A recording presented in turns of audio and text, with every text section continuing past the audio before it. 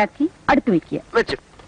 മുളക്, മല്ലി, കറിമസാല, വെളുത്തുള്ളി ഇവ നന്നായി അരച്ചെടുക്കേണ്ടവയാണ്. ഉപ്പിനെ കുറിച്ച് ഞാനിവിടെ പറയുന്നില്ല, പക്ഷെ അത് ഇടേണ്ടപ്പോൾ കറിയിലിടാൻ മറക്കരുത്. ഇനി കോഴിയെ കയ്യിലെടുക്കുക.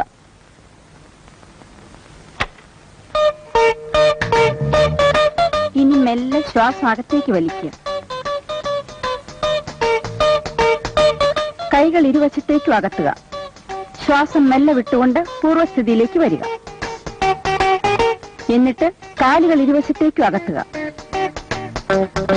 കഴുത്ത് മുകളിലേക്കും വീണ്ടും താഴേക്കും കൊണ്ടുവരിക. വീണ്ടും പൂർവ്വസ്ഥിതിയിലേക്ക് വരിക. കാലുകൾ രണ്ടും തറയിൽ ഉറപ്പിച്ച് നിവർന്നു നിൽക്കുക.